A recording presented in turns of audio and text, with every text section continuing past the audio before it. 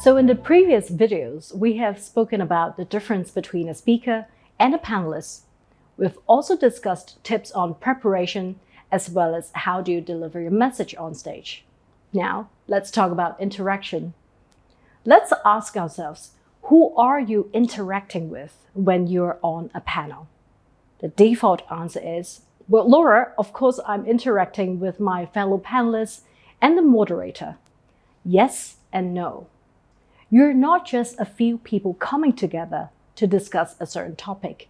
In fact, you have a wide audience, maybe a few hundred or even a few thousand people watching you all discussing a topic. So your real audience isn't really the interaction of the panel itself, but the audience. Having that mindset will help you frame how you behave, the vocabulary you use, as well as how you respond to perhaps uncertain emotions that's being invoked in a panel. Knowing that you have a much larger audience than the fellow panelists is an important mindset to begin when we talk about interaction. A very common myth or mindset of panelists is that I need to maximize my airtime on a panel. I would like to speak the most, or I would like to be able to deliver the most content. Well, what I would say is you don't necessarily have to maximize your airtime. You have to give your value, but not to come across as aggressive or being too inconsiderate with other panelists. However, there are chances when you feel that, hey, I never get my chance, or there are certain things that you really like to add in when the panel discussion is going. So how do you go about doing that? And in this situation, what we could do is utilize our body language. When you're seated, if you have a point to make, what you could do is you could slightly lean in, or maybe slightly just raise your arm or raise your hand, or lock in eye contact with the moderator. These are all nonverbal signals to indicate that, hey, I have a point that I would like to add. And another way to do it is when a fellow panelist is speaking, you wait for them to finish their sentence. And when they finish, they will be taking a breath. And that's the moment when you can actually dive in and say, my view is, or to add to that. So wait for when someone speaks, they take a breath, that's when you could add in. And of course, I would like to reiterate that you do not have to maximize your airtime. Remember, the audience is watching.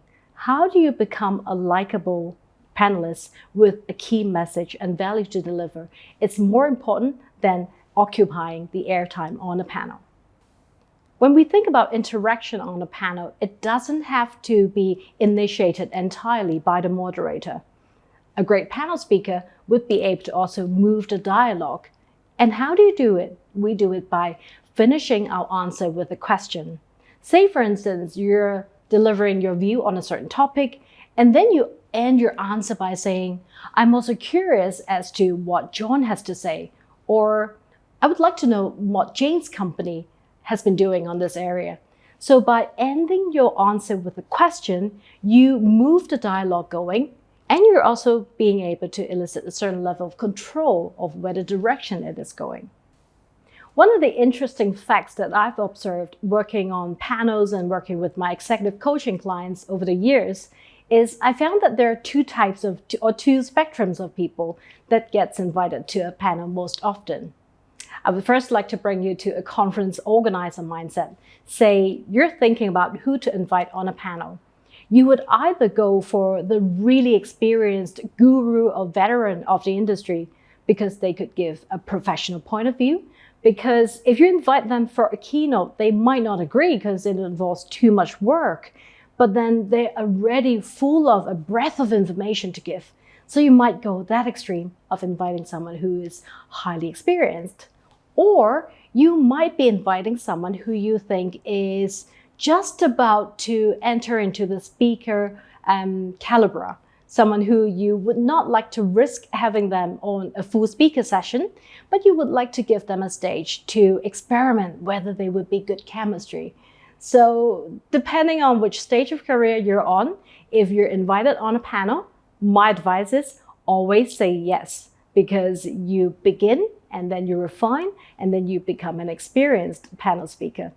And I would also like to thank all panels in the world. Because of you all, we get to listen to more amazing symphonies in the audience. So thank you.